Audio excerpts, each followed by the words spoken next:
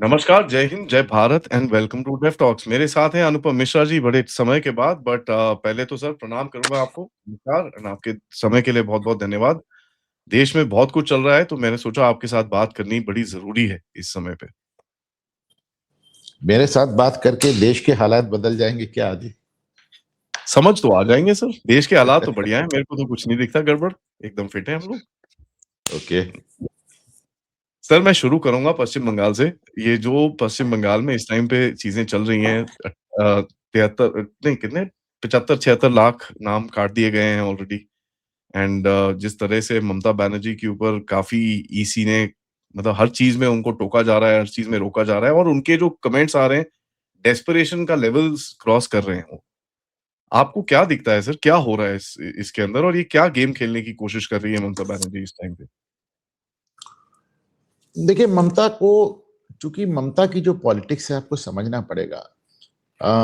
वामपंथियों की जो दहशत थी, वो ममता की सरकार से ज़्यादा थी, कम नहीं थी कम से कम। लेकिन ममता बनर्जी ने अगर वामपंथियों की दहशत को उखाड़ के फेंका तो उसके पीछे एक कारण था कि ममता बनर्जी हमेशा से एक बहुत जुझारू टाइप नेता रहीं। ममता बनर्जी ने एक लंबे समय तक बांग्लादेशियों को बंगाल से निकालने के लिए संघर्ष किया। संसद में अपना इस्तीफा तक दिया, रोईं तक। लेकिन जब उन्होंने देखा कि यार कुछ नहीं हो रहा है, कांग्रेस सरकार सुनने वाली नहीं है, तो फिर वो प्रो बांग्लादेशी हो गई, बोली चलो इन्हीं का वोट बैंक ले लेते हैं। वैसे भी जब आप एक क्षेत्रीय दल बनाते हैं, जब आप एक रीजनल पार्टी बनाते हैं, तो जैसे देश में 2 मुख्य धारा की पार्टियां हैं जिनको नेशनल पार्टी आप समझ सकते हैं, कांग्रेस और बीजेपी। उसके अलावा जितनी क्षेत्रीय दल बने हैं, चाहे वो समाजवादी पार्टी हो, चाहे वो राष्ट्रीय जनता दल हो, चाहे वो आम आदमी पार्टी हो, चाहे वो ममता की पार्टी हो, चाहे वो डीएमके हो, इन सारी पार्टियों का, चाहे वो लालू ये क्या नाम है नीतीश कुमार की पार्टी हो जनता दल यूनाइटेड, चाहे वो चंद्रबाबू नायडू की पार्टी हो और चाहे वो किसी की पार्टी हो, इन सारी पार्टियों को मुस्लिम वोट बैंक बहुत अपील करता है। उसके बगैर इनको लगता है खड़े नहीं हो सकते और ज्यादातर केसेस में खड़े नहीं भी हो सकते। तो वो उन्होंने अपना एक मुस्लिम वोट बैंक बना लिया ममता ने। अब जो उनका पूरी एक लड़ाई थी, अब मुस्लिम वोट बैंक हुआ तो फिर मुस्लिम वोट बैंक में अवैध मुस्लिम वोट बैंक जुड़ गया। अवैध मुस्लिम बैंक में वो पूरी वामपंथी कैडर जुड़ गई, गुंडागर्दी जुड़ गई और ये सब जुड़ गया, क्राइम जुड़ गया, भ्रष्टाचार जुड़ गया। 15 साल में ममता बनर्जी के खिलाफ जो कुछ हो सकता है सब कुछ उनके खिलाफ जा रहा है। नंबर एक, 15 साल की एंटी इनकम्बेंसी होनी है यार, किसी भी सरकार के खिलाफ होगी तो एंटी इनकम्बेंसी है। फिर जो उनका अवैध मुस्लिम वोट बैंक था वो बहुत बड़ी संख्या में खारिज हुआ। हम नहीं कह रहे हैं पूरा खारिज हुआ। ममता बनर्जी पिछला चुनाव 58 लाख वोट से जीती थी। 75 लाख वोट तो ऑलरेडी आपके चले जा चुके हैं। अब ये अभी हो सकता है 80 85 1 करोड़ कहाँ जाके बात रुके। तो ममता इसमें घबराई हुई है। पहले जो 8 फेजेस में चुनाव होते थे तो आपका फर्जी vote bank phase two phase move करता था, वो खत्म। जो 8 फेज में चुनाव होते तो आपके क्रिमिनल्स और गुंडे फेज टू फेज यहां से वहां मूव करते थे, वो खत्म। फिर पूरा एक तरह से 355 लागू हो चुका है। आप यकीन माने ममता एक बात सच कहती है कि अघोषित राष्ट्रपति शासन है, क्योंकि 355 की तरह चुनाव आयोग ने सारे अधिकार अपने हाथ में लेके ट्रांसफर पोस्टिंग सब कर डाला। यहां तक कि बता दिया कि हम आपको डायरेक्ट डिसमिस कर देंगे। पुलिस प्रशासन ममता के खिलाफ हो गया। तो हर चीज उनके खिलाफ है, लोग उनके ऊबे में। फिर फाइनली हमने जैसे मुर्शिदाबाद के दंगों में देखा, अभी हाल में हमने और भी रामनवमी के तमाम शोभा यात्राओं में देखा। अब लोग खुलकर जो ममता का खौफ था वो खौफ खत्म हो रहा है। और खौफ खत्म होने के पीछे एक कारण और भी, ममता ने जो जो कहा वो कहीं डिलीवर नहीं कर पाए। उन्होंने कहा एसआईआर नहीं होने दूंगी, फांसी लगा लूंगी। एसआईआर हुआ। ममता ने कहा सी डबल ए नहीं लागू होने दूंगी, वक्फ नहीं लागू होने दूंगी, चाहे गोली मार दो। आपने खुद ही लागू किया। ममता का सारा गेम प्लान ये था। ममता इतना जुझारू तरीके से हमेशा रही, उनको लगता था कि अगर हम पर्याप्त तरीके से लड़ेंगे तो हम बंगाल में एसआईआर नहीं होने देंगे। और ये बात मैं पहले दिन से कह रहा था कि अगर पूरे पूरे देश में एसआईआर हो रहा है तो ये संभव ही नहीं है कि बंगाल में ना हो। तो बंगाल में होना था एसआईआर। ममता आज तक इस उम्मीद में थी कि एसआईआर नहीं होने देंगे। एसआईआर न होने देने की जिद ने बंगाल को राष्ट्रपति शासन की कगार पर पहुंचा दिया। 10 साल से भारतीय जनता पार्टी के समर्थक भाजपा से कह रहे हैं बंगाल में राष्ट्रपति शासन लगाइए, पर मोदी और शाह ने नहीं लगाया। लेकिन ममता उस चुनाव को इस अपनी जिद को वहां तक घसीट ले गई कि पता चले कि अगर एसआईआर कंप्लीट नहीं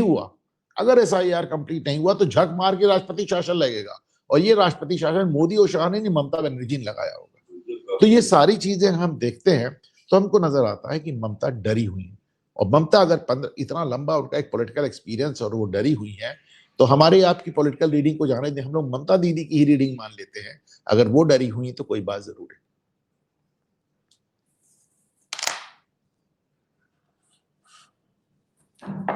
आप म्यूट हैं आदि।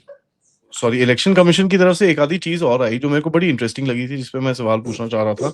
मीडिया मैनेजमेंट के ऊपर इन्होंने बोला, social media and media disclosure. उन्होंने बोला कि 20 तारीख मार्च को जो प्रेस कॉन्फ्रेंस हुई थी, उसके अंदर इन्होंने बोला कि जो हमारा एक जो भी आप करते हो, रेडियो, पब्लिक, ऑनलाइन जो भी चीजें कर रहे हो, वो चीजों को आपको हमसे हमसे अप्रूवल कराना पड़ेगा, जो media certification and monitoring committee है। तो आप अपने आप कुछ नहीं डाल सकते, you have to get it approved, और आप बिना इसके नहीं कर सकते। ये क्या हुआ सर? ये, और उसके बाद से जो हम देख रहे हैं, सरकार की तरफ से भी काफ़ी पुश किया जा रहा है ये एआई और इन चीज़ों के ऊपर। काफ़ी अकाउंट्स बैन हुए। कांग्रेस का पूरा इको जो टेढ़े-मेढ़े अकाउंट थे, वो बेचारे अभी इधर-उधर भटके हुए हैं। ये हुआ क्या है यहाँ पर? नहीं, ये तो पहले दिन से है कि आप अपना जो प्रचार करते हैं, आप अपना जो भी आपका प्रचार प्रसार होता है, वो एक सर्टेन मात्रा में, एक सर्टेन संख्या में होना चाहिए। उसमें कुछ खास पैसा खर्च होना चाहिए। आपको अपनी पब्लिसिटी के लिए रिस्ट्रिक्टेड मनी मिलता है, ये हमेशा से था। ये उसी का दायरा बढ़ाकर उसको सोशल मीडिया तक पहुंचा दिया गया। मुझे आश्चर्य सिर्फ इस बात का है कि अगर चुनाव आयोग इस बात को पश्चिम बंगाल में कर सकता है, तो भारत सरकार इसको पूरे देश में लागू क्यों नहीं कर रही? मैं आज से नहीं, जमाने से चिल्ला चिल्ला कर कह रहा हूं कि भाई सोशल मीडिया अकाउंट पे सारे अकाउंट वेरीफाई कर दो। तुमको जिसको गाली देना हो दो। तुमको अगर अनुपम मिश्रा और आदि अचिन को गाली देना है दो, पर अपने नाम से दो, अपने पते से दो, अपनी शक्ल से दो, अपने वेरीफाइड हैंडल से दो, फिर मैं देखता हूं कि कौन किसको कितनी गाली देता है। मैं आपको बता रहा हूं कि अभी अब ये यूजीसी वाले मुद्दे को देख लीजिए। उस मुद्दे पे अभी मोदी को अगला चुनाव लड़ना है 3 साल बाद। 3 साल में तभी भारत पाकिस्तान युद्ध भी होगा। सब भूल जाएंगे तब यूजीसी में। इस सारा जो मामला चल रहा है उत्तर प्रदेश में योगी आदित्यनाथ को घेरने के लिए चल रहा है आदि। तो ये बात मुझे परेशान करती है। एक मुख्यमंत्री जो 100% रिजल्ट दे रहा है, उसको आप घेरने की कोशिश कर रहे हैं, और फर्जी फर्जी अकाउंट से ऐसे ऐसे लोग बात कर रहे हैं जो किसी भी नाम से अकाउंट बना के बैठे हैं। और आपको मालूम है, अभी आप देखिए, आपको नजर आता है ये कितना, ये फर्जी अकाउंट्स का जो हाल में, जब तक ये सोशल मीडिया पे सबसे ज्यादा जो टॉक्सिसिटी है, सबसे ज्यादा जहर अगर जो फैल रहा है, ये गुमनाम हैंडल है। उन्होंने गुमनाम बंदूक वाले होते हैं, जैसे वो मारते हैं, उसी तरह ये गुमनाम हैंडल ये देश में सबसे ज्यादा गंदगी मचाए हुए हैं। तो इनको आप पकड़ो, और ये काम है आईएनबी मिनिस्टर को पकड़ने का। दिक्कत ये जो मैं बार बार कहता हूं, और ये इतनी बार कह चुका हूं कि अभी क्लिशेज लगता है कि साहब, भारत सरकार में इतना भी नहीं कि आप एक आईबी मिनिस्टर दे सको। आपने वो वैष्णव साहब को दे रखा है, वो रेल चलाएंगे कि आईबी मिनिस्ट्री चलाएंगे? एक बार भी तो मंत्रालय में आते नहीं है वो। तो आप ओवरवर्क्ड आदमी, भाई आपके पास एक आईबी मिनिस्टर ही, आईबी मिनिस्टर एक बहुत महत्वपूर्ण पद है। मैं कई बार लोगों को याद दिला चुका हूं कि नेहरू की मृत्यु के बाद लाल बहादुर शास्त्री ने जब अपना मंत्रिमंडल बनाया, तो उन्होंने इंदिरा गांधी से कहा इसको आप ज्वाइन कीजिए। इंदिरा गांधी ने कहा मैं आऊंगी, पर शर्त यह कि मैं आईबी मिनिस्टर बनूंगी। सोचिए, जब हमारा देश स्वतंत्र हुआ तो हमारे पहले सूचना प्रसारण मंत्री सरदार पटेल खुद बने। इंदिरा गांधी ने प्रधानमंत्री रहते हुए कई बार इस पद को अपने पास रखा। ये बहुत महत्वपूर्ण पद है। ये क्यों मोदी सरकार के थर्ड टर्म इस तरह खाली जा रहा है? उसके पहले भी जो आईबी मिनिस्टर थे, good for nothing, good for nothing. आपके पास सोशल मीडिया पे इतने अच्छे अच्छे स्पीकर्स हैं, आपका आईटी सेल उतना अच्छा परफॉर्म नहीं कर रहे, कम से कम एक आईबी मिनिस्टर ही ले आए सर। तो इससे इम्पैक्ट क्या होगा सर इलेक्शंस के ऊपर? इम्पैक्ट वही, मतलब सोशल मीडिया अकाउंट्स के जरिए जो इस तरह की भगदड़ मचाई जाती है, उटपटांग बातें की जाती है, उसमें कुछ ना कुछ कंट्रोल लगेगा। लेकिन जब तक सेंट्रल से इसमें एक अच्छा कानून नहीं बनेगा, तो मतलब ये, इसको मैं कॉस्मेटिक इफेक्ट ही मानूंगा, और किसी हद तक ये मनोवैज्ञानिक प्रहार मानूंगा। इसको मैं बहुत साइकोलॉजिकल एक प्रेशर मान रहा हूं। एक्चुअली मतलब ऑन द ग्राउंड बहुत अंतर पड़ेगा, मुझे नहीं लगता।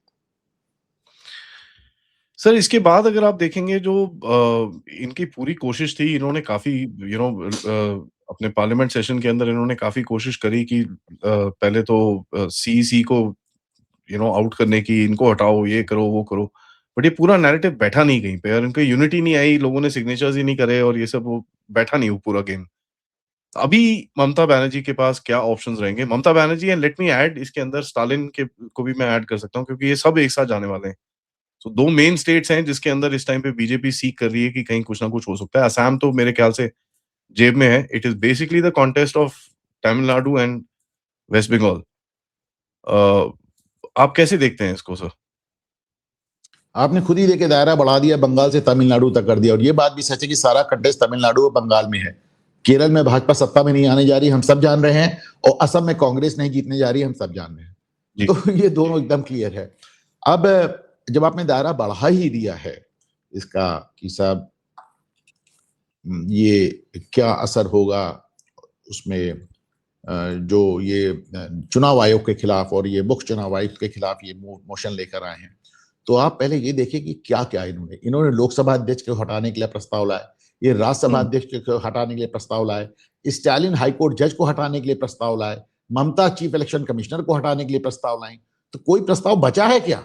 कोई अधिकारी, कोई संस्था कुछ बचा है? सबके लिए तो ले आए, जुडिशरी के लिए ले आए, पार्लियामेंट के लिए ले आए, एग्जीक्यूटिव के लिए ले आए, सबके लिए तो ले आए भाई। तीन अंग होते हैं, लेजिस्लेशन, एग्जीक्यूटिव और जुडिशरी। तो लेजिस्लेशन में आप लोकसभा अध्यक्ष और राज्यसभा अध्यक्ष दोनों के खिलाफ प्रस्ताव ले आए, एग्जीक्यूटिव में आप चीफ इलेक्शन कमिश्नर के खिलाफ प्रस्ताव ले आए, और फाइनली आप जुडिशरी में हाईकोर्ट जज के खिलाफ प्रस्ताव ले आए। तो आपको जो समझ में नहीं आएगा, आपको जो पसंद नहीं आएगा, आप उसके खिलाफ इंपीचमेंट ले आएंगे, आप महाभियोग ले आएंगे, हटा। और ये knowing fully well that you don't have the numbers.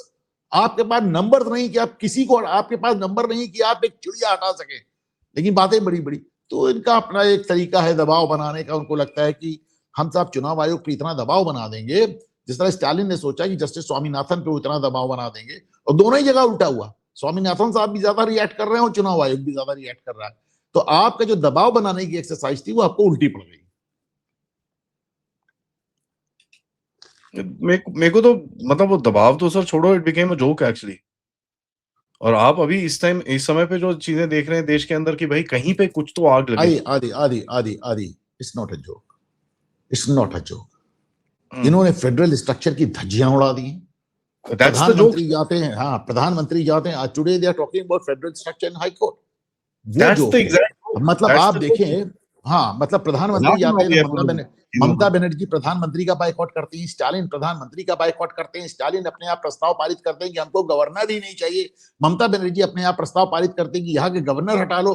तो गवर्नर क्या है? वो सेंटर और स्टेट की लिंक है, फेडरल लिंक है। स्ट्रक्चर की कड़ी है। अगर आप गवर्नर को हटा देते तो फेडरल स्ट्रक्चर बचता ही नहीं। और वेस्ट बंगाल और तमिलनाडु दोनों में गवर्नर्स के खिलाफ प्रस्ताव आ चुके हैं। तो आप इस बात को समझें कि it is not a joke anymore, I am not amused anymore. ये बहुत सीरियस बात है। इस देश की फेडरल स्ट्रक्चर को आप एब्सोल्यूटली। धज्जियां उड़ा रहे हैं। एकदम मज़ाक बना रखा है ऐसा पूरी चीज़ का। जभी भी कभी भी लेके कुछ भी खड़े हो जाते हो आप। And this is where I मेरे को एक यूपी अखिलेश यादव जी का मैं प्रेस कॉन्फ्रेंस देख रहा था।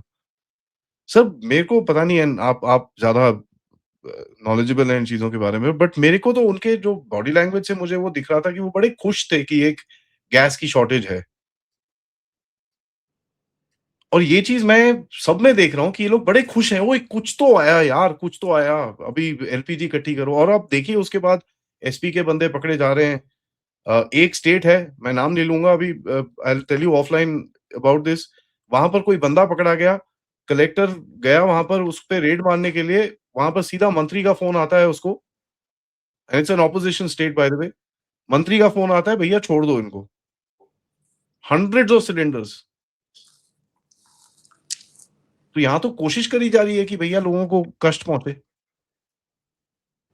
देखिए, जब समाज उत्तर प्रदेश में कम से कम 1 दर्जन समाजवादी पार्टी और कांग्रेस के समर्थक नहीं, बल्कि अभी तो 4 तो कल ही पकड़े गए, 2 दर्जन मान लीजिए पकड़े जा चुके हैं, जो या की जमाखोरी में लगे हैं, जो कि जानकर अफवाहें उड़ा रहे हैं। प्रधानमंत्री बार बार प्रार्थना कर रहे हैं कि भाई देखो, एक this is sort of a world war आदि, इसको आप समझो। अगर आप वर्ल्ड वॉर 2 में देखो तो आपको एक्टिव कितनी कंट्रीज नजर आती हैं? 4 5 6, खाली। हुँ। 5 6 कंट्रीज। आपको इस बार आपको सीधे सीधे 1 दर्जन कंट्रीज जुड़ी हुई है युद्ध में, और वो भी जो अलग अलग वॉर थिएटर्स है वो जुड़ गए हैं। यानी एक रशियन वॉर थिएटर था जो रशिया यूक्रेन हो रहा था, एक इजराइल लेबनान हो रहा था, एक ईरान में हो रहा था, पूरा गल्फ को लेकर हो रहा था। अभी तीनों थिएटर्स आपको जुड़ते नजर नहीं आ रहे, ये तीनों आपस में मिल गए हैं। आप देखिए ना कि रशिया से भी ऑयल सप्लाई कम हो रही। तो अब ये अपने आप में एक छोटा वर्ल्ड वॉर है, अगर बड़ा ना हो गया तो। आई विल बी सरप्राइज्ड कि on the contrary I will not be surprised अगर ये बात एक न्यूक्लियर स्ट्राइक तक पहुंच जाए। तो ऐसे हालात में, और हमारा तो यार कुछ लेना देना है नहीं, हमने तो युद्ध शुरू करा नहीं। अब ये पूरी दुनिया में अगर दिक्कत आ रही है तो अभी हमारे यहाँ तो नहीं आई, अभी नहीं आई, लेकिन आगे अगर ये ऐसे ही चलता रहा तो गारंटीड है कि हमारे यहाँ भी दिक्कत आएगी यार, जी, बिल्कुल। आनी आनी है। तो आप इसको सोच कर देखें, अभी तक भाई आपका स्टेट ऑफ हॉर्मूज था, अब वो ईरान भी कह रहा है, यमन भी आ गया है, हूती रिबल्स भी आ गए हैं, वो आपका स्विस कनाल वाला रास्ता भी बंद कर देंगे। तब आप कहां जाएंगे? वही अफ्रीका से, केप ऑफ गुड होप से होते हुए वास्को ड गामा वाला रास्ता लेंगे। तो आप समझे, दिक्कतें तो आनी ही आनी है अगर ये युद्ध नहीं खत्म हुआ, और जो खत्म होने का मुझे कोई तरीका नजर नहीं आ रहा है। तो इसमें बजाय मदद करने के, ये लोग बाकायदा स्थिति को और खराब करने में पूरा योगदान कर रहे हैं, खुद ही अफवाहें फैला रहे हैं, इन्हीं के कार्यकर्ता जमाखोरी कर रहे हैं, इन्हीं के अधिकारी, इनके कार्यकर्ता अराजकता फैला रहे हैं। इसका क्या किया जाए? ये तो बहुत दुर्भाग्यपूर्ण सिचुएशन है, बहुत ही। भाई 1965 का युद्ध था, उसके बाद आपने देखे लाल बहादुर शास्त्री ने एक अपील की थी कि हर आदमी हफ्ते में एक दिन का खाना छोड़ दे। लोगों ने एक दिन का खाना छोड़ दिया। उन्होंने हफ्ते में कहा था, लोगों ने 24 घंटे में 1 जून का खाना छोड़ दिया। तो एक ऐसा भी दौर गुजरा, हमने वो भी दिन देखा है। आज की तारीख में मोदी जी आपसे बार बार कह, देखिए हमारे यहाँ प्रयागराज में परसों एक अफवाह फैल गई, और परसों नरसों, और इतनी सारे पेट्रोल पंप जाम हो गए, सारे चौक हो गए, पैनिक बाइंग शुरू हो गई। लेकिन इसका जब लोगों को पेट्रोल मिल गया तो अगले दिन फिर पेट्रोल पंप खाली है। एक बात वैसे भी समझे कि अगर पैनिक बाइंग होगी तो पैनिक बाइंग तो मामला गड़बड़ होगा ही। अच्छा, एक बात मुझे किसी हमारे एक व्यूअर ने लिख के भेजा, मैसेज किया, उसने कहा आप ये सोचिए कि लोगों के यहाँ से टंकी भर भर के पेट्रोल निकल रहा है, तो टंकी में तो कहीं पेट्रोल मिलता भी नहीं ना, तो हो क्या रहा है, जाके अपनी गाड़ियों में पेट्रोल भरा रहे हैं, उसको पाइप से निकाल के टंकी भर रहे हैं। तो एक तो शॉर्टेज क्रिएट करने का प्रयास किया जा रहा है, दूसरा ये भी माना जा रहा है कि इसके बाद अगर कोई दंगे जैसी, अराजकता जैसी स्थिति आएगी तो उसमें यही पेट्रोल काम आएगा आग लगाने में। तो एक बहुत सिस्टमैटिक तरीके से देश में जंग भड़काने का प्रयास हो रहा है। कुछ लोगों को बड़ी दिक्कत इस बात से भी है कि साहब पूरी दुनिया में जंग हो रही है, हम ही क्यों मस्त हैं? दुनिया में खून की होली खेली जा रही है, हम गुलाल की होली क्यों खेल रहे? अब क्या किया जाए? देखो, मेरे को ये देखिए सर, कहीं न कहीं अगर आप देखोगे तो लोगों को भी दिख रहा है, और लोग जिस तरह से गालियाँ निकाल रहे हैं, बोल रहे हैं भैया आप कर क्या रहे हो? पॉलिटिकल गेम क्या है? अब ठीक है, लोग समझ रहे हैं तो गालियां भी निकाल रहे हैं, पर वो भी एक लोग हैं जिनको ये चीजें पसंद आ रही हैं, जो कि अपने पॉलिटिकल पार्टी के साथ खड़े हैं, उनके कार्यकर्ता हैं, उनका लाइक माइंडेड वोट है। What about them? इस देश में आज भी करीब करीब 25 से 30% वोट ऐसा है जो इस देश को ही बुरा चाहता है। उसको आप क्या करेंगे बताइए? वो किसी पार्टी का बुरा नहीं चाहता, किसी नेता का बुरा नहीं चाहता, वो इस देश को ही गिरते देखना चाहता है। What about them?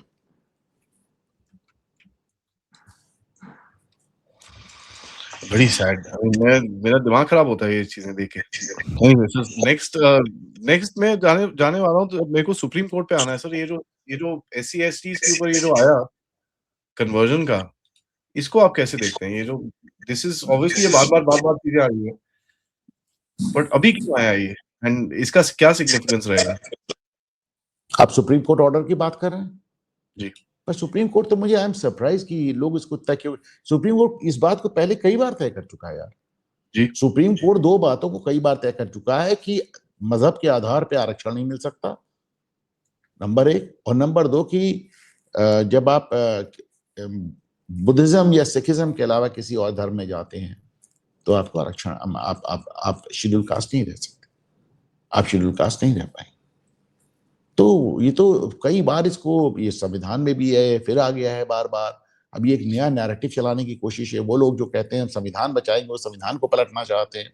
Sonia Gandhi ने अपने टाइम में बहुत प्रयास किया था कि क्रिश्चियनिटी में जो लोग कन्वर्ट हों उनको आरक्षण मिल जाए, लेकिन नहीं हो रहा। सुप्रीम कोर्ट तैयार ही नहीं इसके लिए, क्योंकि संविधान इसको बहुत एक्सप्लिसिटली बताता है कि संभव नहीं। भाई छोटी सी बात है यार, तुम कहते हो कि हम क्रिश्चियनिटी में जा रहे हैं क्योंकि हिंदू धर्म में बराबरी नहीं, तो मिल गई ना बराबरी, तो फिर आरक्षण किस बात का?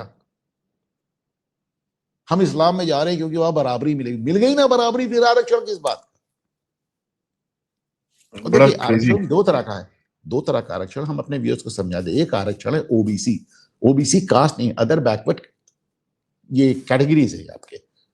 ये अति पिछड़ा वर्ग है, कम्युनिटी है, क्या वो वर्ग है, ये वर्ग, अति पिछड़ा वर्ग, जाति नहीं है ये। जो जाति के नाम पे आरक्षण है वो सिर्फ शेड्यूल कास्ट, शेड्यूल ट्राइब्स का है, क्योंकि उसमें अनटचेबिलिटी वाले मामला इन्वॉल्व है। तो जब आप इस्लाम में चले जाते हो अनटचेबिलिटी नहीं बचती, जब आप क्रिश्चियनिटी में चले जाते हो अनटचेबिलिटी नहीं बचती, तो आरक्षण किस बात का? और देखिए ये सारा खेल ही आरक्षण के लिए हो रहा है। अभी आप देखिए वो हरियाणा का एक मामला था, उसमें जनरल कैटेगरी के दो भाई बहनों ने बौद्ध धर्म में कन्वर्जन करके आरक्षण क्लेम किया। चीफ जस्टिस हमारे सूर्यकांत साहब की बेंच में गया, उन्होंने खारिज कर दिया, कहा ये तो बेईमानी है नेत्री की। तो पता चला कि उनके भाई को फोन आया विदेश धमकी वाला। You heard that? ये भी बड़ा मजेदार है, धमकियां शमकियां भी आती हैं आजकल। Chief interesting. जस्टिस साहब बहुत बहुत नाराज थे कोर्ट में। सर अब आते हैं जो मेन ये चीजें चल रही हैं, अब ये जो डीलिमिटेशन की पूरी बात हुई है, इसको आप कैसे देखते हैं? 816 लोकसभा सीट्स के बारे में जो बात चल रही है, end of course women's reservation के ऊपर काफी छूंछां हुई थी। एलजीबीटी के ऊपर तो काफी रोया गया, बट वो तो खत्म हो गया, दैट्स गॉन, इसका कुछ नहीं कर सकते, that's pretty much over. But how do you see this, ये जो डीलिमिटेशन है, क्योंकि ये आपका मतलब आपसे मैंने जब काफी टाइम पहले बात करी थी, आपने बोला था ये अगर होगा तो भारत की पॉलिटिक्स चेंज होगी क्योंकि वोट बैंक टूटेंगे। Do you still think so sir? भाई ये जब सांसद बढ़ेंगे तो एक बात उसमें नजर आ रही है कि एक डिस्पैरिटी को लेकर भी हल्ला मचेगा, क्योंकि सीट नॉर्थ में ज्यादा बढ़ती नजर आएंगी, वेस्ट में बढ़ती नजर आएंगी, ईस्ट में बढ़ती नजर, साउथ में कंपैरेटिवली उतनी बढ़ती नजर नहीं आएंगी।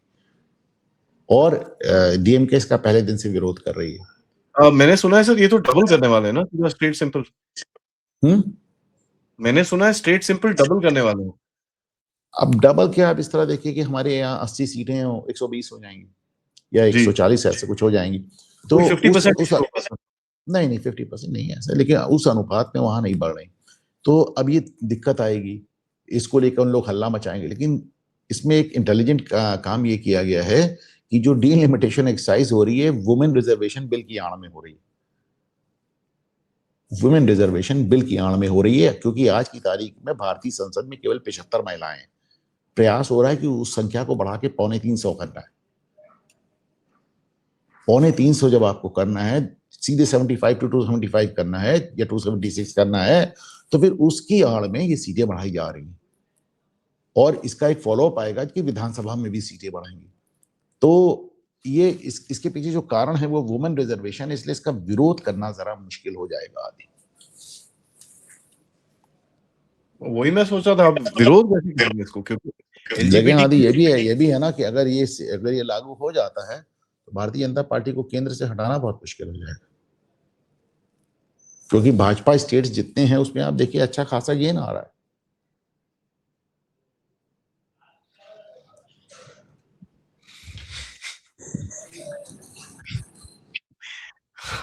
खेला बोलते हैं इसको, तो पीछे पीछे से खेला हो गया ये तो। उल्टा खेला। सर थोड़ा मेरे को अभी फोकस करना है पॉलिटिक्स के ऊपर। असम में बड़ा क्लियर विक्ट्री दिखती है, but one thing that we see is वो विक्ट्री तो कर रहे हैं, he is breaking the other side also. जो दूसरी तरफ का पक्ष है उसको पूरी तरह से अब ये तोड़-ताड़ के बराबर भी कर रहे हैं हिमांता साहब, और बड़े सर्जिकली कर रहे हैं। मैंने मतलब I must say comment, hats off to him, जिस तरह से वो क्वाइटली। मैं एक मिनट मैं रोक दूं, हम लोग बात कर रहे थे ओबीसीज की, that was not other backward categories, it was other backward classes. Okay, ठीक है सर, अति पिछड़ा वर्ग। हाँ वर्ग। तो सर असम के हाँ come again please. Sir Assam में मैं ये बोल रहा था कि जो ये तोड़ा जा रहा है, मतलब हेमंता साहब is literally breaking the other side. ऊपर से ये आईएसआई का जो एक वो लटका हुआ है गौरव गोगोई के ऊपर, जो नैरेटिव लटका हुआ है उनके ऊपर, that is pretty popular in Assam इस टाइम पे। मैं अपने दोस्तों से गौरव बात कर रहा गोगोई हूँ। ने उसका आज तक कोई जवाब नहीं दिया। नहीं, उसका इकलौता जवाब है कि आप मेरे परिवार को बीच में नहीं ला सकते, जबकि एक आरोप उन पे है कि वो छुप के खुद ही हफ्तों पाकिस्तान में बैठे रहे, जहां जाके उन्होंने अपना फोन ऑफ कर दिया। एक आरोप उनके ऊपर ये भी है कि वो असम के बच्चों को लेके पाकिस्तानी दूतावास जाते रहे, उनको ब्रेन वॉश कराते रहे। तो ये इनका देखिए, गेम प्ले क्या है सर हेमंता साहब का? हेमंत का गेम प्ले क्या है? हेमंत बहुत अटैकिव हैं, बहुत एग्रेसिव है, और मैं उनकी एक बात से सहमत हूँ। वो कहते हैं इवन इफ आई विन, यदि मैं जीत भी जाता हूँ तो अगले 10 साल में असम मुस्लिम बाहुल्य हो जाएगा। That is scary. ये डरावना है।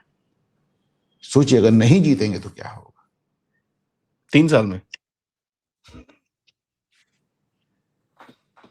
आई मीन हेमंता साहब इज वेरी इफेक्टिव एंड वहां पर इवन मैंने देखा है कि बहुत सारी मुस्लिम कम्युनिटी वाले भी they like him quite a bit, मतलब उनकी काफी फॉलोइंग है मुस्लिम कम्युनिटी के अंदर भी। भाई? वो कहते हैं मैं मुसलमानों के खिलाफ नहीं हूं, मैं मियाँ मुस्लिम के खिलाफ हूं। मियाँ मुस्लिम टर्म यूज किया जाता है घुसपैठियों के लिए, बांग्लादेशी के लिए। खास तौर से बांग्लादेशी घुसपैठियों के लिए। और जो मियाँ मुस्लिम वर्ड है वो हेमंत बिश्वा शर्मा ने नहीं है, इंडियन मुस्लिम्स ने ही मियाँ मुस्लिम वर्ड दिया है। तो कहते हैं मैं मियाँ मुस्लिम के खिलाफ, मैं असमिया मुस्लिम के खिलाफ ही नहीं। अच्छा, इतिहास बताता भी है हमको कि कई बार वहां पे असमिया मुसलमान और मियाँ मुसलमान में वायलेंट संघर्ष हुआ है, हत्याएं हुई, क्योंकि असमिया मुसलमान भी कहीं ना कहीं ये बांग्लादेशी मुसलमानियों से परेशान नजर आता है। वो 74 75 में जो असम मूवमेंट हुई थी सर, उसके अंदर तो मुस्लिम्स भी थे जो इन्फिल्ट्रेटर्स हाँ के अगेंस्ट खड़े थे। बिल्कुल थी। जो वायलेंट हुआ था उसमें मुस्लिम भी थे। बिल्कुल। सर वेस्ट बंगाल मैं मतलब इलेक्शन स्टेट्स के लास्ट क्वेश्चन पूछते हैं आपको एक करके। ममता बनर्जी का क्या फ्यूचर रहेगा सर? Lot of people are now saying कि इसका वापस आना एकदम इम्पॉसिबल हो गया है बिकॉज़ जिस तरह से इसने बिहेव करा है, even the Bengali people are saying ना भाई ये दोबारा नहीं चाहिए। इनका क्या फ्यूचर रहेगा? सी अदी, टू बी वेरी फेयर, पूरी ऑनेस्टली कहा जाए तो ममता के फेवर में कुछ भी नहीं। इनकम्बेंसी उनके खिलाफ है, ठीक है। प्रशासन उनके खिलाफ खड़ा हो गया है। जुडिशरी में वो हर जगह मार खा रही, डिस्ट्रिक्ट कोर्ट में खा रही, हाई कोर्ट में खा रही, सुप्रीम कोर्ट में खा रही। ईडी वाले मामले में उनके खिलाफ कार्रवाई होनी तय है। एसआईआर में उनके वोट्स हटा दिए गए हैं।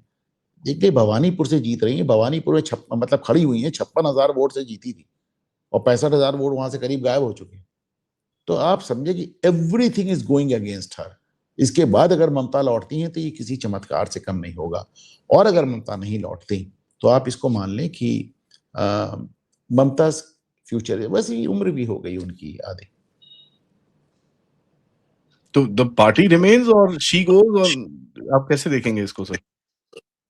मुझे जहां तक नजर आता है कि अगर ममता बनर्जी ये चुनाव हार जाती हैं, अगर ममता ये चुनाव हार जाती हैं तो वहां पे टीएमसी की जगह फिर से एक बार आप लेफ्ट और कांग्रेस का उभार देखें। एक चर्न देखेंगे वहां पर। Mamata will be finished. You don't think Abhishek Banerjee के अंदर इतना दम है? अभिषेक बनर्जी तो ममता के साथ हर जगह खड़ा भी नहीं होता, उसको मालूम है एक्चुअली वो he has more to lose. Mamata की तो केवल गद्दी जाएगी, अभिषेक ने जो बिलियंस का अंपायर बनाया है, वो बिलियंस का अंपायर कहाँ जाएगा? उसे तो मालूम है कि उसकी केवल सत्ता नहीं जाएगी, उसका तो पूरा साम्राज्य चला जाएगा। वो तो ममता के साथ खड़ा भी नहीं होता। वो ममता के साथ धरने में भी पहले दिन था, उसके बाद नहीं खड़ा हुआ।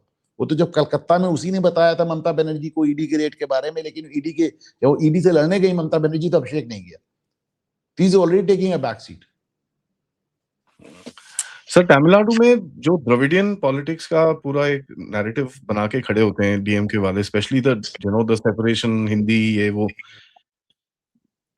कहीं ना कहीं उसकी रीच मेरे को वहां पर दिखती नहीं है सर। एक वो लाउड हैं, काफी हैं, बिकॉज ऑल्सो दूसरा तमिल मीडिया पे के ऊपर इनका पूरा कंट्रोल है डीएमके का। और वहां पर थोड़ा लोग बोलते कम है, बट एट दिस टाइम यार स्पेशली। अपने अपने चैनल चलाते हैं, ये अपने अपने टीवी चैनल चला रखे हैं। ये गोदी मीडिया की बात करते हैं, इनके यहाँ बाप दादों के यहाँ से चैनल चल रहे हैं। डीएमके कितने 4-5 चैनल हैं मेरे ख्याल से।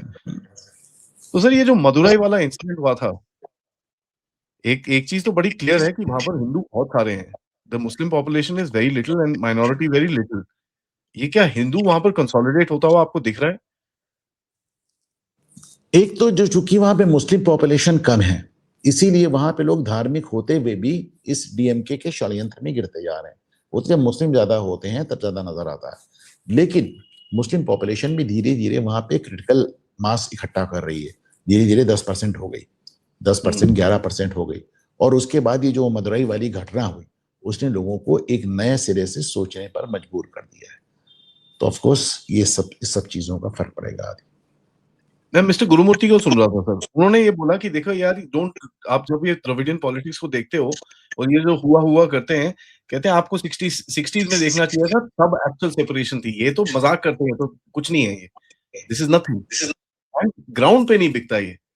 लैंग्वेज का हाँ, वो बिक जाता है because everybody can say that but the politics का जो पूरा कॉन्सेप्ट है वो बिकेगा नहीं इस बारी। ये that's what he Dravidian said. Dravidian politics कुछ नहीं, आज की तारीख में स्टालिन सिर्फ इसलिए मौजूद है क्योंकि उनके सामने जयललिता जैसा कोई कैरेक्टर बचा नहीं। कोई है नहीं। तो आपको ये जो नया ये एक दिक्कत बंगाल में भी है, ये एक दिक्कत तमिलनाडु में भी है कि विपक्ष का कोई टॉल लीडर नहीं है। जैसे बंगाल में जब ये ज्योति बसु वगैरह शासन करते थे तो सामने ममता बनर्जी थी, इसी तरह डीएमके के सामने अम्मा थी, यहाँ पर जयललिता। कर्नाटक हाँ, जैसे उन्होंने इनके बाप दादो सबको जेल भेज दिया था, पकड़ पकड़ के घसीट घसीट के। तो and she was a nationalist, she was the only one जो कि एलटीटी के खिलाफ लड़ाई थी। तो चूंकि वहां पे जयललिता नहीं बची और यहाँ भी कोई ऐसा नेता नहीं बचा, और भारतीय जनता पार्टी ने अभी तक अच्छा भारतीय जनता पार्टी ने लोकसभा चुनाव अन्नामलाई के साथ लड़ा, इतना मानना पड़ेगा, और अन्नामलाई ने भी 3 गुना वोट कर दिया, 11% के ऊपर ले गया, 3 गुना वोट कर दिया। लेकिन इसमें दो राय नहीं कि अगर आपको, जैसे जो आप गुरुमूर्ति की बात कर रहे हैं, गुरुमूर्ति क्या कहते हैं? गुरुमूर्ति ये कहते हैं कि अगर भारतीय जनता पार्टी को तमिलनाडु में जगह बनानी है, अभी नहीं 10 साल में बनानी है, तो अकेले लड़ना पड़ेगा, लेकिन अगर डीएमके को हटाना है तो एआईडीएमके को साथ लेना पड़ेगा। करेक्ट, उन्होंने ये चीज बोली। तो यहाँ पर अन्नामलाई का क्या फ्यूचर है सर फिर? Annamalai is a fantastic leader. बहुत जमाने बाद कोई एक पॉलिटिकल लीडर आया है, जैसे योगी हैं, किसी हद तक हेमंता हैं, Annamalai is a fantastic leader. तो बहुत ही एक्साइटिंग वो लेकर फ्यूचर लेकर नजर आता है। And is also willing to wait, वो इंतजार करने के लिए तैयार है, वो बेसब्रे नहीं। उनमें बेसब्री नहीं है बड़े।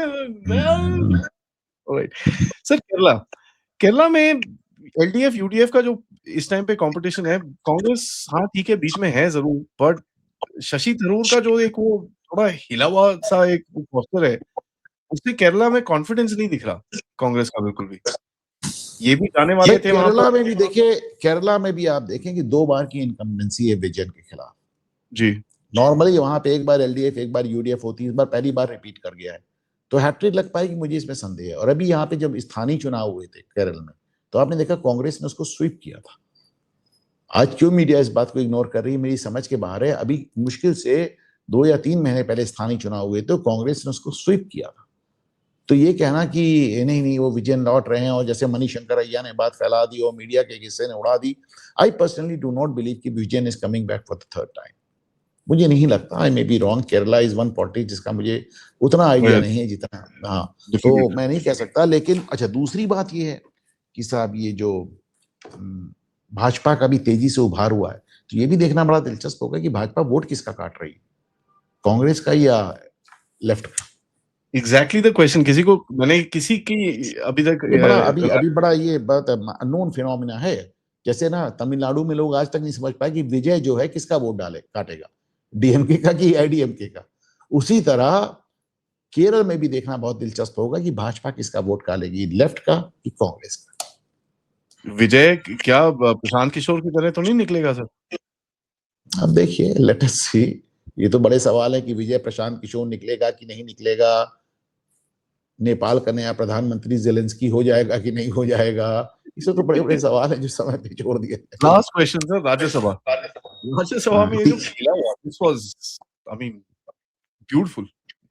This is called politics. आप जमीन के नीचे से मतलब आपने कारपेट खींच दिया लोगों के। नहीं तो ऑपरेशन कमल तो बार-बार होता है, हर बार राज्यसभा में होता है।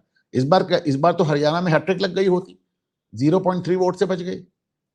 तो ऑपरेशन कमल तो हर बार होता है। इसका कारण है कि कांग्रेस में कोई है ही नहीं जो ऊपर से इसको बैठकर संभाल सके, इसको देख सके, कोई है ही नहीं। और ये भी बात सच है कि कांग्रेस के जितने रीजनल छत्रप हैं, जो अलग अलग स्टेट्स में जो नेता हैं, उन्होंने गांधी परिवार का लोड लेना बंद कर दिया। आप देखिए, आज सिद्धारमैया को हटा के आप डीके शिव कुमार को मुख्यमंत्री नहीं बना पाते, क्योंकि जबकि आप ही का वादा था कि 2.5 साल बाद हटेगा। आप 2.5 साल बाद छत्तीसगढ़ में भूपेश बघेल को नहीं हटा पाए, आप राजस्थान में अशोक गहलोत को नहीं हटा पाए। तो जो रीजनल छत्रप्स हैं, जो इनके जो रीजनल नेता हैं, उन्होंने गांधी परिवार का लोड लेना बंद कर दिए। इंडीड बड़ा इंटरेस्टिंग है sir. Thank you so much आपके समय के लिए सर। एंड तीव्र एनालिसिस, बड़ी क्लियर एनालिसिस है। एंड यही मेरे को आपसे हमेशा बात करने में अच्छा लगता है। आपसे सीखने में बहुत अच्छा लगता है sir. Thank you so much. Audience से रिक्वेस्ट है, वीडियो को लाइक करिए, सब्सक्राइब करिए and share this with your friends and family. And description ज़रूर देखिएगा, चैनल को अगर आपको सपोर्ट करना है। नमस्कार, जय हिंद, जय भारत। जय भारत।